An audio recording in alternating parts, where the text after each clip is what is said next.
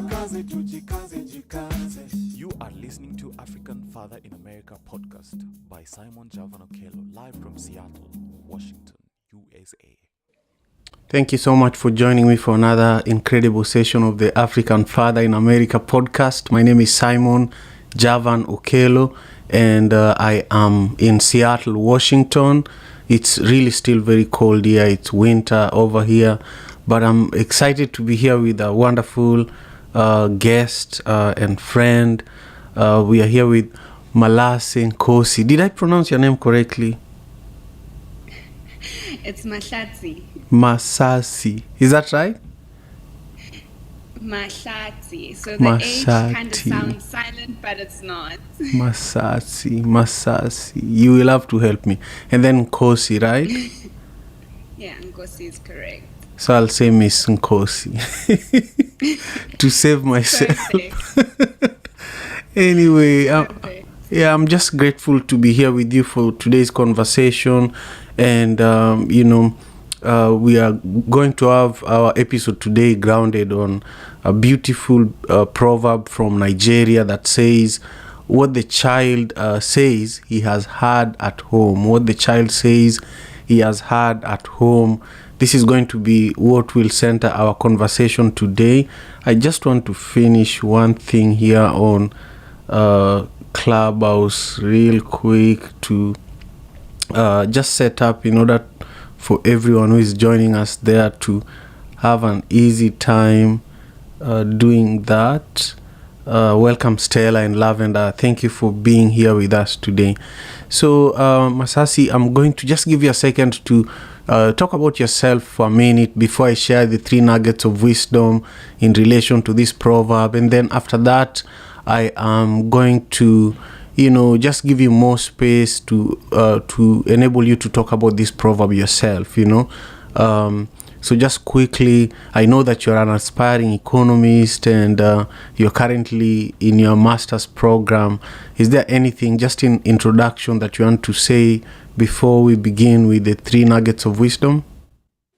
Sure. My name is Mahlatsi Nkosi. I am from South Africa in Johannesburg.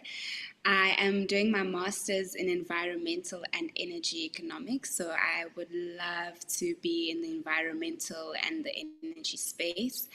Currently, I am working at the International Water Management Institute as an intern, and I am on a project called Ukama Ustawi, which I am absolutely loving.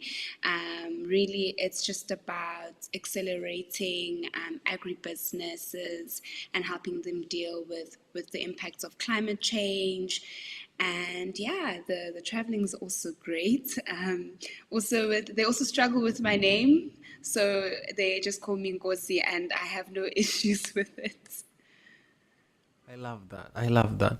I can't wait to get to the point where we talk about Ukama Ustawi. I think it's an incredible program, and I love what you're doing with it. I think one of the first times when we connected, it was around you speaking about it on Twitter Spaces. But for now, I want to quickly welcome everyone who is watching on YouTube. Make sure you subscribe to the channel and give this video a thumbs up, and also make sure you comment down below. That's one of the ways that you can support this show.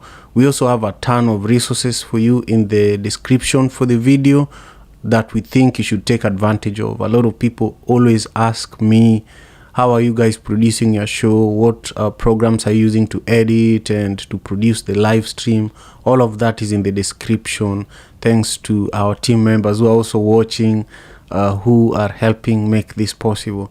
Now, the first nugget of wisdom. As usual, whenever we begin the show, we bring to you a new African proverb because we value the ancestral wisdom of our ancestors that left these proverbs for us, and we dissect them a little deeper, and we start with these 3 nuggets. Number 1, especially for today's proverb from Nigeria, the proverb itself says that what the child says he has heard at home. What the child says he has heard at home. The whole month of January all our proverbs are going to be related to parenting children, because it's the beginning of the year and the children are the foundation. We just want to focus on them a bit.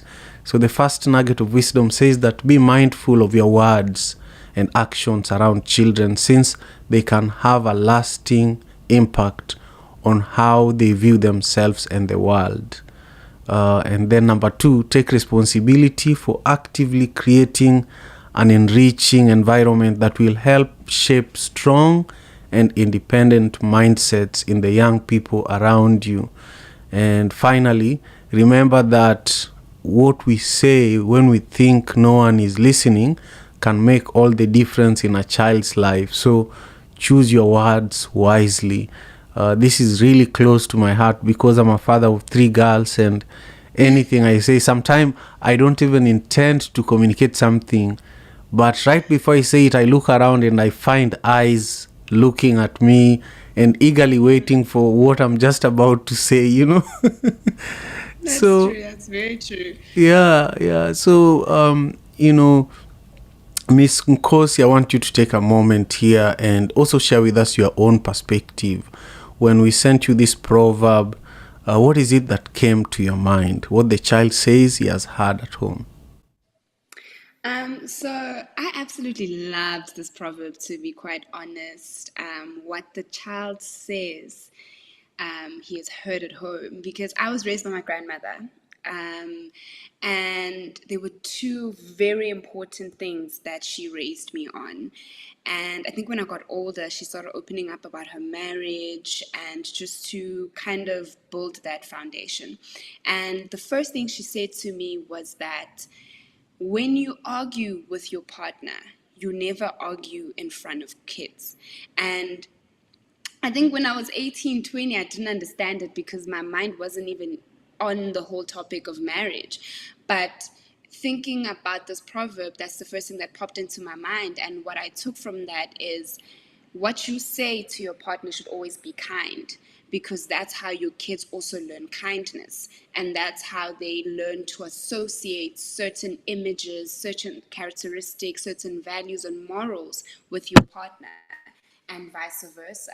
Because if you're going to say bad things or bad words in front of your kids, they take that, they internalize it, and when they get into friendships, romantic relationships, that is the learned behavior that they take into those aspects. So that's what I actually took from the proverb. Is it reminded me so much of my grandmother. She's late now, so the fact that I saw that was like, my grand. That's really beautiful. Our ancestors never leave us. I feel that That's your true. grandmother is right here with us. And that's because the things they teach us stay with us forever. And that's what this proverb says, and that's what the beautiful story you just shared with us also reminds us about. Yeah. And I want to take you back even further. This is a question I love asking the guests of the African Father in America podcast.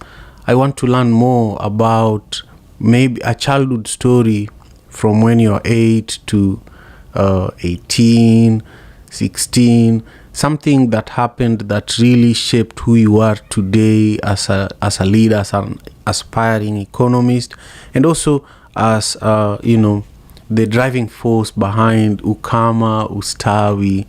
You're having an impact. There are a lot of Kenyans that love what you do too, and I want you to speak about where did this begin, especially in your childhood.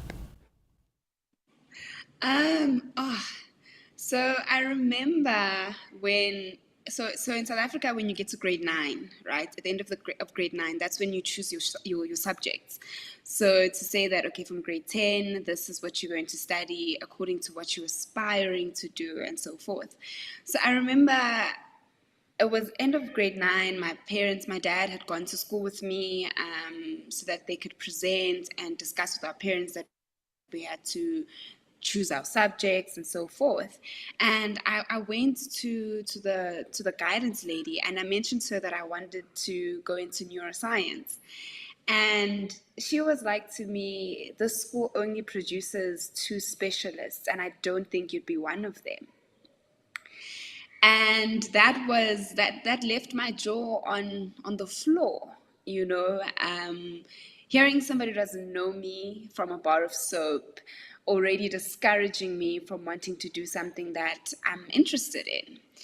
And I left it. I actually didn't do any science subjects after that because I was so disheartened, you know, and I chose commerce. I studied economics, business, and accounting. And honestly, looking back, I think as much as that broke me as a child, it really was the best thing that lady could have said to me. Because when I got to grade 10, I met this amazing teacher. She's originally from Zimbabwe. Her name is Mrs. Rachel Masadza, and she actually saw how interested I was in economics, and she invested in me so much. Like from everything, when I didn't do well in tests, she would want to have a conversation with me to understand what don't I understand. When I didn't do well in an essay, she'd want to mold me so much. And I think that story for me meant everything, or that aspect of my life meant everything to me, because of the fact that one person broke me down only for another to build me up. And I'm here studying economics all because of that one teacher that saw the potential and invested in me and made sure I saw it in myself and kept on pushing on through it all. Yeah, that's incredible. That's incredible. You know, the day before yesterday, I was interviewing, a retired teacher here in the US, who was sharing with us the story of Malcolm X. Malcolm X, the civil rights, one of the civil rights leaders here in the US. And he told a teacher, as a young boy, he also told a teacher that he wanted to be a lawyer, and he explained that he wanted to use his knowledge in law to solve a lot of problems in his community. And the teacher directly told him, the white teacher directly told him that you cannot be a lawyer, you find something else to do, you know. And your story and that story is so similar. And I'm very proud of you for continuing to pursue your dreams, and also finding someone who really supports you and believes in your dreams, you know. And Yeah, thank you. of course. Before we continue, I just want to recognize some of our incredible friends who are joining us on Clubhouse. You know, thank you, Crystal and Don Joy and Byron and Ned and Lavender and Stella for joining us. Take a minute and share the link to the room and share with us your comments there on Clubhouse too. Let us know how you feel about the conversation so far. Also on YouTube, thank you again for joining us. Remember to give the video a thumbs up, and make sure you leave your comments so that we know that you are paying attention to this beautiful conversation. So, Ms. Nkosi, another thing that I love talking about really is creating space for my guests to talk about the current programs or projects or books or apps, things that they are currently doing that they feel that everyone who is listening should pay attention to. And I think what you're doing with Ukami Ustawi is really, really beautiful. I want you to talk about how it began, how it's going, and where you want to take it. So I joined the International Water Management Institute as an intern in September. So when I joined, the project was already like full steam ahead. I joined in the aspect of when we were about to launch the project in Kenya. So basically the project Ukama Ustawi, Ukama means partnerships, Ustawi means well-being or development, and bringing the two words together is to highlight that the project aims to achieve system level development through innovative partnerships. So this project is targeted at agribusinesses, at startup and growth stage, and we are looking at addressing the challenges of climate change in agriculture. As you know, in Africa, the biggest sector is agriculture across the board, and it contributes so much to our GDP. And as much as some people might say, yeah, because Africa in general is not as developed as the European or American countries, and it shouldn't be so affected by climate change, but that's not the truth, or it shouldn't be affected by GHG emissions. That's unfortunately that's not true. We all live on the same earth. We're all experiencing the same things, and in Africa, we need to be proactive in addressing this, and this is why we're targeting it at agribusinesses, a huge sector in Africa, and contributing so much to GDP and contributing so much to the jobs and the opportunities that people get, and trying to move away from subsistence farming, because in a lot of the cases, people go into agriculture for subsistence farming so that they can plant enough food to sustain themselves, but they are unable to generate those produce into a business because it won't be enough, and that's why, with our focus being climate change and adaptation and mitigation, we are looking at 4 thematic themes, which is irrigation and mechanization. We are looking at nutrition, we are looking at agricultural risk management, and we are looking at conservation. So those 4 thematic themes are directly associated with how we can counteract climate change and its impacts on agriculture in terms of the change in rainfalls, which do affect when you can plant, when you can harvest, Also with irrigation, if you use normal irrigation, we know that it causes soil erosion. So you need to get creative in the way that you use your machines, your machinery, as well as your irrigation systems. We have people who are coming in introducing solar irrigation options, So the project officially launched on the 22nd of November, and it closed on the 23rd of November, if I'm not mistaken.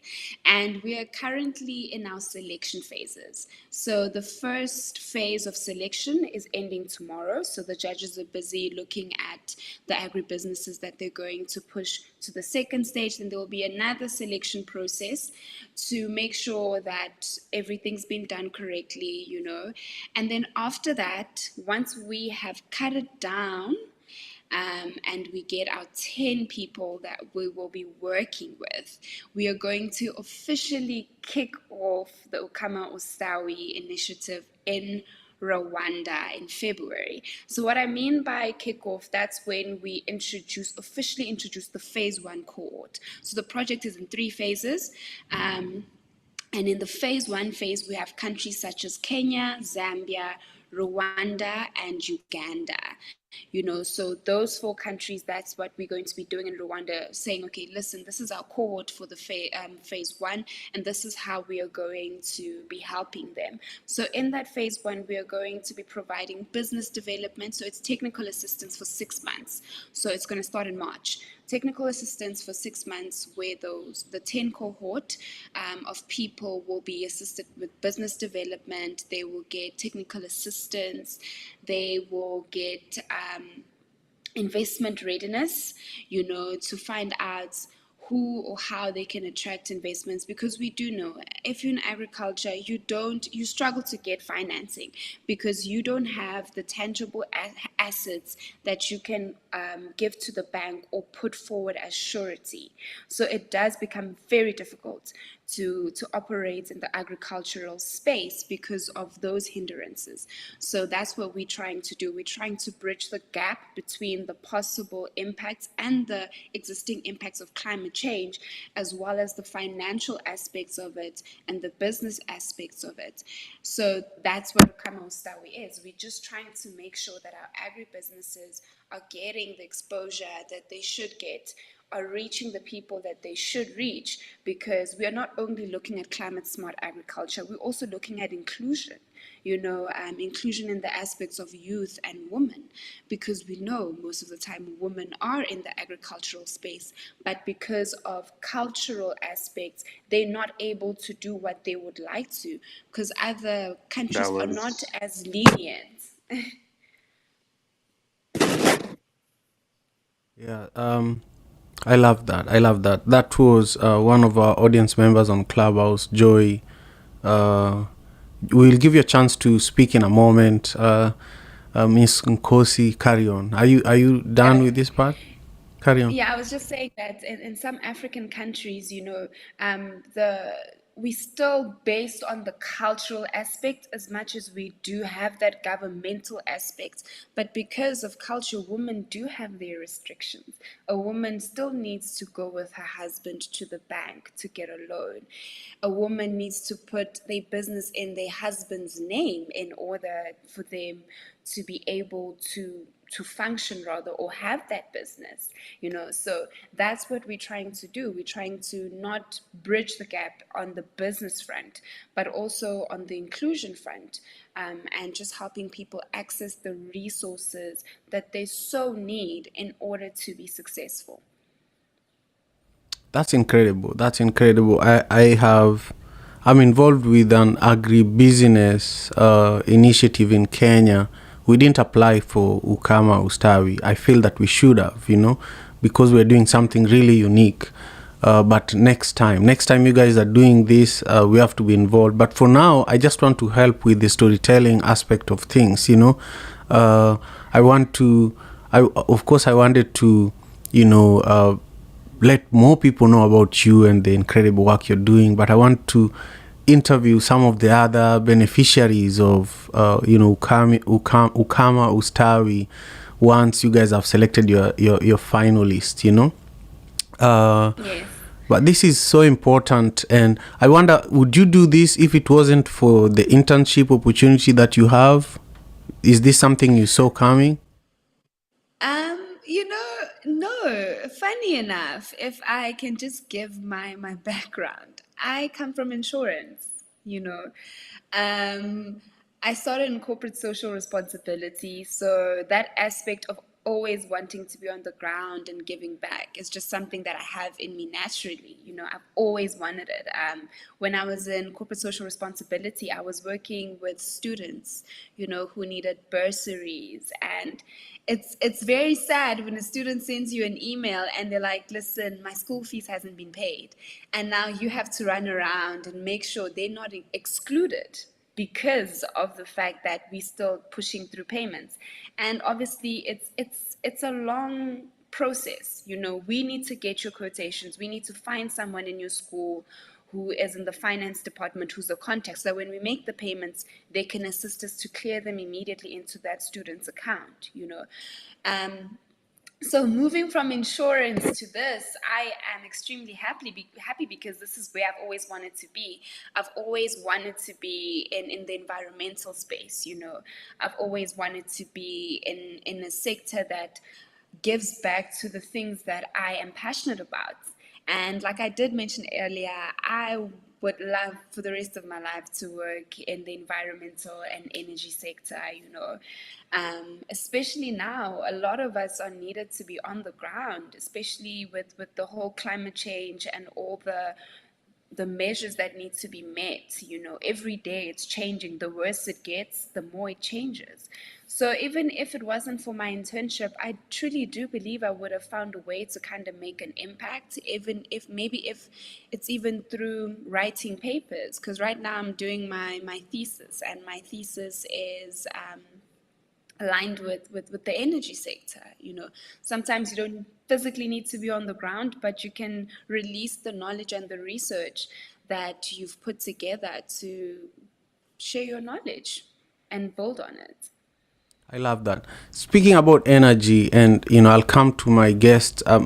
We have a few people who have joined us on Clubhouse who would like to share a few comments and their own perspectives on our conversation and on today's proverb. But speaking of energy, South Africa is I think the most developed country in Africa, but your energy crisis is, how are you guys going to solve it? I think you guys are going to solve it based on what you're studying, but what do you want to say about that? Explain to people who don't know what I'm talking about. Um, actually, my paper, my master's paper is on that. So currently in South Africa, we have rolling blackouts. So we can go from level 2 one day to level 6 the next day, and the higher the level, the longer you are out of electricity. And my opinion on that, honestly, is the fact that we took too long to identify our energy problem. And what I mean by that is ESCOM in itself is an SOE that comes from the apartheid era. So obviously, when it was created, it wasn't created to handle providing power to a majority, but rather to the minority. So converting a power station that was built to provide power to a minority and then saying it must provide power to a majority without making adjustments to capacity, that is going to cause problems along the way. I mean, the power stations that they're trying to build now, in the 84 years that ESCOM has been in existence, this is the first time in 20 years a power station is being built, or power stations are being built. And even those two power stations are long overdue. They were started, I think, in 2007, 2008. We're in 2023. They still haven't gone on to add to the grid. So that's the current issue. And there's a lot of people saying we shouldn't move to renewable energy because it would be too expensive, or we wouldn't be able to handle it, and so forth. And my opinion of that is we need to look at what works for which province. We can still use coal, but we can add to our capacity with renewables.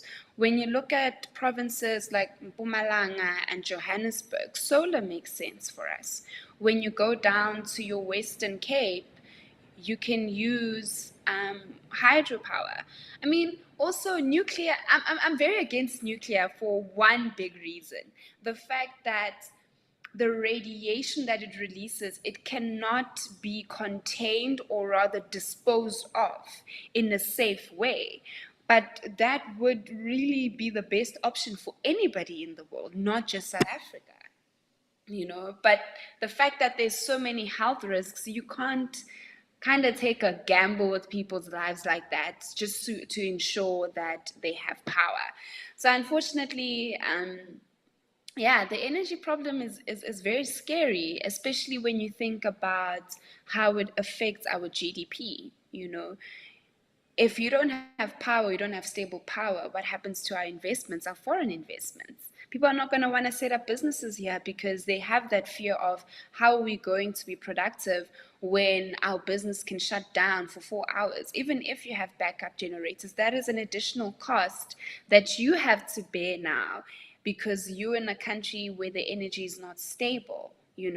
And even with smaller businesses, that's a huge chunk of money to take out to buy a generator, buy backup batteries, and ensure that everything is running smoothly. Yeah, it's true. I always wonder how South African industries continue to thrive despite these power challenges. I've hosted a wonderful spiritual leader from South Africa. Her name is Gogo Rutendo Ngara. She's from Zimbabwe, but she lives in South Africa. And we had a long series of interviews on this show. And one of the biggest challenges was balancing when to do it in relation to when we are going to have power outages in South Africa. And, I just hope it's solved because a lot of countries are in Africa look up to South Africa. Yeah, anyway. It's becoming think it's becoming quite the rat race, when you're looking at countries like Rwanda. Rwanda is developing at a very fast rate, and you look at countries like Egypt as well. So it's I think South Africa is going to be given a run for its money soon enough. So we need to sort out our problems. I agree. I agree with that, and I do agree also that the challenge not only with South Africa but most countries in Africa, and even here in the US, a lot of the infrastructure is designed to serve the privileged first, and then the rest of the population. So, it's incredible the way you explained it. Now, I want to ask you to just take a few notes. I want to create space for our guests, our friends who are joining us for the show. Lavender and Stella are people that you connected with. I'll give you Yes. Lavender space first. Lavender, how are you doing? Where are you joining us from? And what do you think of today's conversation with Miss Nkosi? And also, what are your thoughts on today's proverb from Nigeria? Thank you so much. Hi, Simon. Hi, Marcel. You Yeah, can just Or call me by my Nkosi. surname, it's fine. yeah. Hold on, hold on, I Lavender. tried. Yeah, Miss Nkosi will tell you exactly how to say her first name. It's not the way it's written. I've been rehearsing during the emails, actually. Hi, Lavender. You pronounce it Mahlatsi. Mashati. Wow, Yeah. amazing. Yeah. Yeah.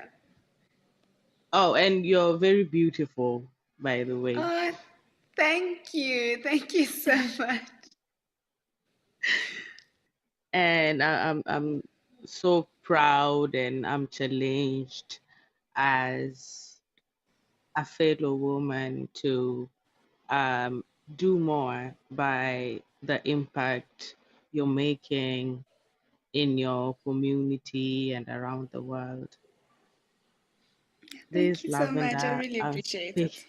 Oh, you're so very much welcome.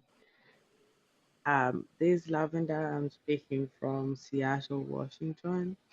My thoughts about today's proverb: what the child says he has had at home.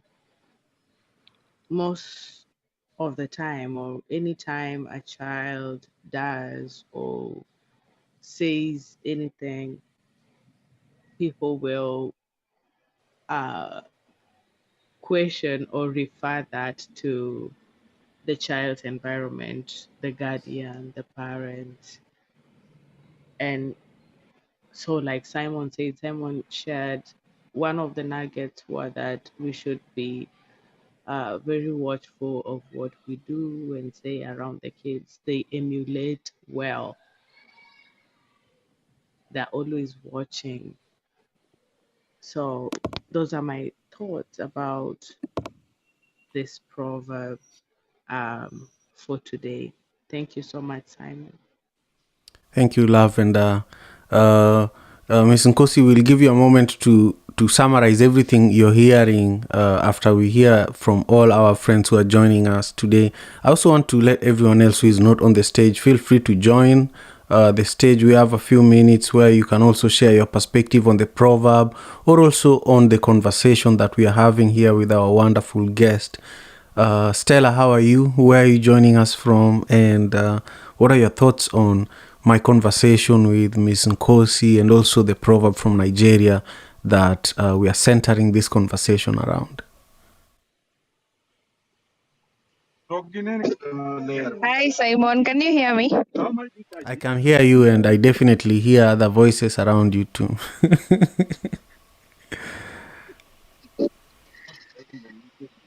Sorry. This is Stella from Kenya, and today I'm in a place called Chiga. It's a Hey, Stella. friend of us Stella, you're breaking a lot. center off, and that's why you can hear the noises. And then Hey, Stella. oh, Stella, can you hear me? can you hear me now? I hear you, but the noise Hello, can behind you is not allowing me to hear you very well. And then the beginning of what you're saying got disrupted with the connection. So if you just want to begin real quick, I would really appreciate it. oh, my network is bad. I hope you get to hear me. Yeah, it's much better now. Carry on. Yeah, I'm saying this is Stella from Kenya, and I'm really sad that I can't see our guest's face today because of poor connection. So I'm not able to go to the link on YouTube. Yeah, and I really feel bad. So It's I okay. really don't want to talk much because my connection, I don't know if it will allow me. Thank you. Hey Stella, thank you so much for making the time. I just want you to know that you can watch the video later and you'll be able to see our guest and contribute to the conversation later and leave your comment on YouTube. For those who don't know that we are live streaming on YouTube and are on Clubhouse, the link is at the very top of the room. And my special guest is in South Africa. Miss Nkosi is doing incredible work with Ukama Ustawi, and she's currently doing her master's in economics. And she has a really, really powerful story. If you missed the beginning of this conversation, you should listen to it. Again. Remember, this podcast is available across all podcasting platforms, from Apple, where we are a 5-star rated podcast, to Spotify and all other podcasting platforms. Now I want to welcome Cabs. Cabs, share with us where you are in the world and what today's proverb from Nigeria means to you, or if you have been listening to the conversation, what comment do you have for our guest today? The proverb is right at the top of the room as well. Yes, thank you so much, Okello, and Happy New Year, happy, healthy, and prosperous New Year to everybody that's listening today. I wish everybody just a fantastic dreams come true, blessed New Year. So yes, unfortunately, I just came in the room, so I didn't hear the whole interview, but I'll definitely, be back to listen to the replays. I'm looking forward to that. But when I look at the title, what the child says he has heard at home, I think to me, it just says that the upbringing of the child is going to show out there. Whatever sometimes they say in the Bible, bring up your child. And oh gosh, I'm mixing up the phrase. But anyway, it's something, the effect of the way you bring up your child is the way they're going to show up in the world. So I think as parents, that is a sobering fact. And when we look at a lot of the problems in today's world, a lot of them started in the home, and they are bringing the choices people have made, the fears they have, the traumas they have, and all that.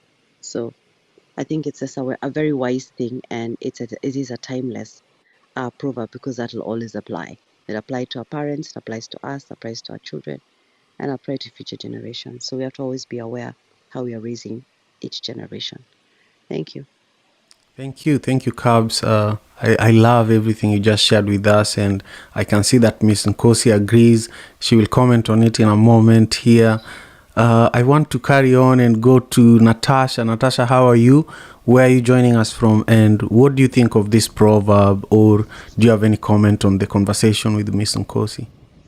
Grand Risings. I got into the room late. I didn't hear the full conversation, but from what I heard, I really enjoyed it. It was very inspirational, and I'm very proud that this young lady is doing what she's doing. And it made me even think of my family background, which is my family's Jamaican, in terms of energy, which is one of the big things in Jamaica. In Jamaica, they have the cost for energy there is is extremely high. A lot of the people cannot afford it. My cousin works for the light company, and I was discussing with him alternate ways um, to bring alternate things to bring into the country where people could actually afford light, even solar power. But he said they did try and there was an issue with that. So I'm very interested in what she's going to be doing in her country, and maybe there could be something that they could learn from her and what she's doing with her organization and her studies. In terms of the proverb, like I said, I grew up in a Jamaican house, and one of the things was, I may do this, but you don't follow me. And what sometimes we fail to realize is children are not psychologically equipped to make good decisions. They're children and they're still growing and they're still learning. So they learn from us. So we have to be the the ones who set the barometer. We have to set it high so they can flourish in the world and do the things that are right. So if we do wrong in front of them, we can't expect right, you know? So that's basically what I think about it. And thank you for listening. Of Have a good day, course, of everyone. course. Have a beautiful day as well. I love everything you just shared with us, and I also hope that we can share the knowledge as as we learn from what Miss Nkosi is doing. I'm sure we will be sharing more, and she will comment in a moment. We have the final comment coming from Steven. Steven, how are you? Where are you joining us from, and what are your perspectives on today's proverb? What the child says he has heard at home. Thank you very much. I'm very well, Simon. Thank you for having me. I'm joining from Kisumu, Kenya, in our offices in Manhattan.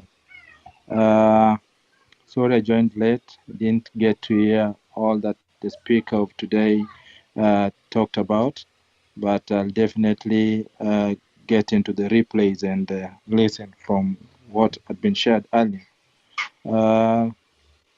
Concerning today's proverb, it's a very interesting one. But what I would say about the proverb is that we are the kids or the children's mirror. When we are at home, we, the parents and the adults at home, we are the mirrors to these kids. And the reflection they see in us is what they emulate when they get out there. They'll not only speak of what they hear, but they'll act as we act. So it's very important of us to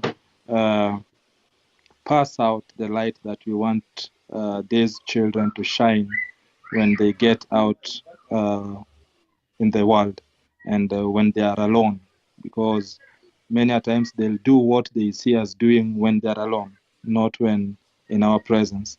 So if what you are doing is not right, we should expect the same of them. Thank you again for having me, Simon, and happy New Year to everyone in the room. Excellent. Happy New Year to you. Quick shout out to Jay Ware and K Benjamin and K Compliqua and of course Byron and everyone else who didn't have a chance to speak today on Clubhouse. On YouTube, MJL, thank you again for your support. I've been seeing your comments over the last few days. It means a lot that you're here for the show as well. Miss Nkosi, what is it that you heard from the comments that really moved you, that you want to speak about?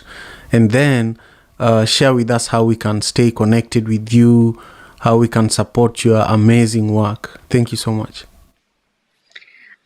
So Natasha, what Natasha said, that what the child sees, they'll do as well. It goes back to that annoying idiom, what monkey see, monkey do. So that's how kids are. It's just how we are. Like, we look up to our parents or our guardians, and that is the role model. That's who we want to be. I think with me, I can even give a perfect example for that. My mother was studying towards being an accountant. She was in the commerce field. I followed into the commerce field, you know. My dad did science, you see. So it was one of those things of I initially wanted to go the science route and I was discouraged to go there. And then I ended up going the commerce route and I absolutely love it. You know, and speaking about what she mentioned about Jamaica and wanting to use solar energy is very tricky. Solar and wind are very tricky for two reasons: the availability. Solar power is generated when the sun is at zenith. So when you can get the most energy out of it, that's when you'll get the energy. So on days where, like in Joburg today, it's raining, becomes a bit tricky. That's why you need to use reserves or you need to have batteries and so forth. So that's why certain alternatives tend to be a bit discouraged because of stuff like that, but that doesn't mean it shouldn't be used. You know, I don't think you should now dismiss using solar energy because of the element of weather. There's also that disadvantage of solar energy does happen to be expensive because you need to buy those panels, you need to get it installed, it needs to work with the current grid that is in your house, you know. So I understand why they would be discouraged, but we keep trying again. We need to find things that work best with our countries and find alternatives for when those things are not working as efficiently as they should be. And going back to Stephen really mentioned, from what I got in a nutshell, is that as a parent, you are a role model. What you say, your child will repeat. What you do, your child will repeat. The way you treat someone, your child will repeat. You know, and that's why my gran used to say, if I have a problem with the neighbor, that is not your business. You will still greet that neighbor, and if they ask you to go to the shops or come into the house and ask me for sugar or whatever the case may be, you will do it because that is grown people's business. It's got nothing to do with you. But as kids, we like to internalize everything our parents do or our guardians do, and that, I guess, it's that psychological thing of it makes us seem closer or be closer with our guardians. But that's when discernment comes in as a parent.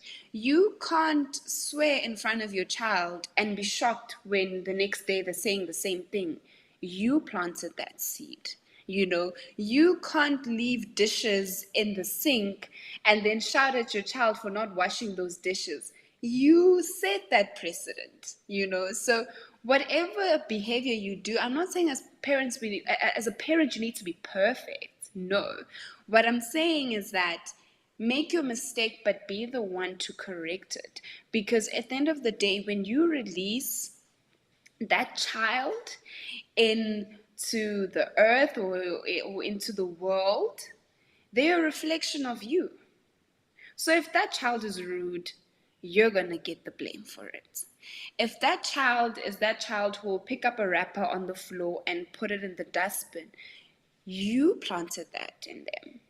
So we need to be very, I wouldn't say be careful. You still need to be human, but correct the behavior that you have noted to be wrong, because your child needs to know what is right and what is wrong.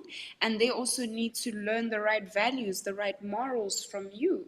You are their foundation to everything. Wow, that's amazing. That's amazing. You haven't talked about how we can stay connected with you and how we can support your work, especially with Ukami Uh, Ustawi. So with the Kama Ustawi, there's a lot of pages you can follow actually. A lot of what we're going to be doing, I will be posting on my LinkedIn, like I was promoting the application process when it opened. So on my LinkedIn, it is my first name and my last name. That is Mahlatsi Nkosi. That's how you can connect with me on LinkedIn. And if you have any questions, my mailbox is open. I did get questions during there, and I'm okay. I don't mind people inboxing me to find out about Kamo Stawi or anything that I'm doing as well. Perfectly fine with it. Also on Twitter, I think my handle is it's Hlatsi_Nkosi. So that is HLATSE_Nkosi. And then on Instagram, it is Hlatsi N. My Instagram account is private, and that's just because we need to have a little bit of a private life every now and then. But yeah, and with the Kama Wistawa, we have a partner called 2Scale. That is the number 2 and Scale. You can also follow them to keep up with what's going on. You can follow the official CGIAR, whether you're doing it on Twitter, on Instagram. A lot of the CG's projects are promoted on the CG's Twitter pages and LinkedIn pages. And then you can also look at my co-leads and what they say. So my co-leads are my bosses, and that is Mercy Zulu Hume, or Hume, rather, sorry, it's Hume. It's Mercy Zulu Hume on LinkedIn, and Hauk Dahl, like Ronald Dahl, the book. So his name is Hauk, Hauke Dahl. They're both on LinkedIn, and they also have stuff that they post about Ukama Ustawi. They also highlight other businesses, like, if Shamba Shape Up maybe has something that they've posted, they'll like it and repost, because it's a network. And that's what we're also trying to build with Ukama Ustawi, a network of agribusinesses where you'll find that for example, Farmer on Fire, the lady who had me on her Twitter Spaces decides to post something, we will repost it. If it comes across our timeline, we'll repost it, because now we are in the same networks, and we're trying to get everybody's work out there. We're trying to support, and we're trying to highlight what everybody's doing. So that's how you can get in contact with all of us. Like I said, I am personally at the International Water Management Institute, but that is a body that is part of the CG, which is the mother brand. So yeah, so the CG posts a lot of all our initiatives. We have a lot of initiatives, across different interest groups. What is CG, by the way? CG. It's the CGIAR. Yes. So they're a research organization, and we have a lot of like umbrella initiatives under. So you'll get the International Water Management Institute, you'll get ILRI, which is the International Livestock Research Institute. Right. It gets, and ILRI is I think is based in Kenya. That's Right. where we were to launch Ukama Ustawi. And then you also get SIAT, which is Biodiversity and Alliance. So it's a lot of different people doing a lot of different projects. Right, that's incredible. I want you to connect with Steven. He's the one who is leading the project I was telling you that I'm involved with in Kenya. So we will connect you guys by email. There's one more comment from Jay, who is an incredible contributor to this space. Jay, go ahead and share with us before we wrap up. Actually, I just joined a few moments ago, and I'm really impressed with your guest. She has so much wisdom, and I will definitely listen to the replay. And may I ask your guest a question? Of course, Sure. of course. Thank you so much. This is Jay speaking. I would like to know this is something that I've noticed in my children, particularly one. You mentioned that if the adult has a conflict with a neighbor, that is between the adults, and you still want your children to be respectful. However, they're going to repeat what you do.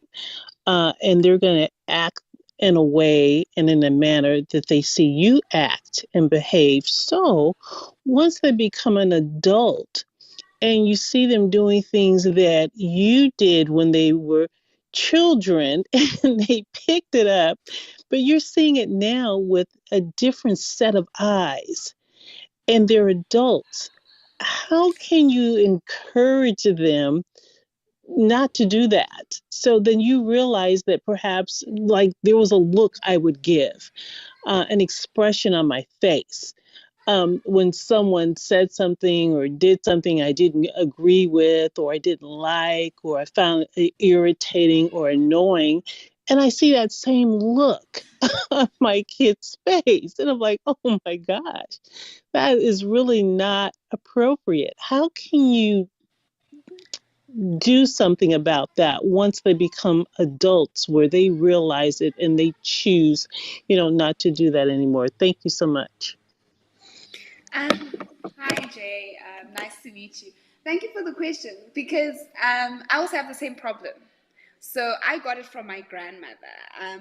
I have a former manager who used to say to me, "Your face says it all. Like if you don't agree with something, you don't need to say it. Your face, you've just got this look that, you know, just kind of let someone know that I'm not about it, you know." And honestly, I really tried, and I realized that that's something that I grew up with.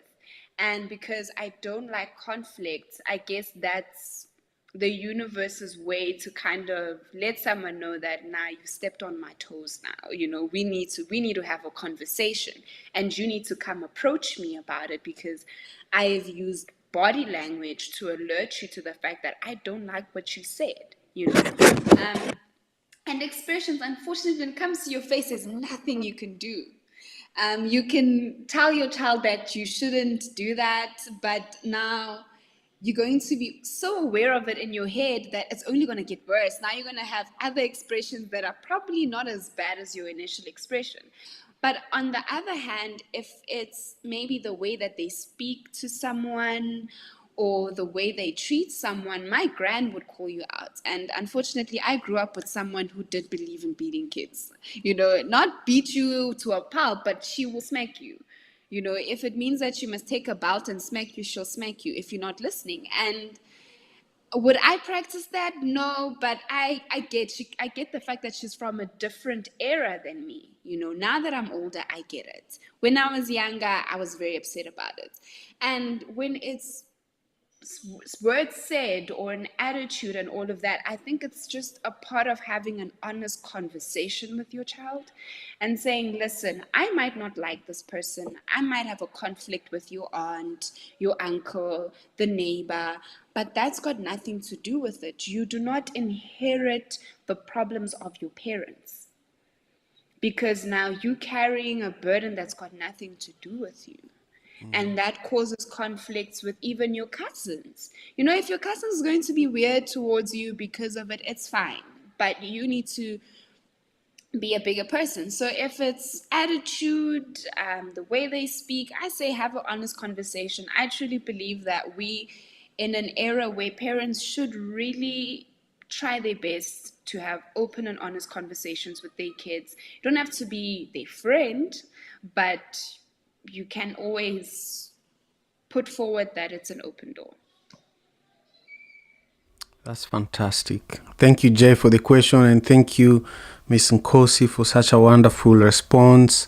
And thank you for making the time out of your busy schedule, especially because tomorrow is the last day of submission of the applications for the Ukama Ustawi program. So I know it's a busy time for you. So thank you again.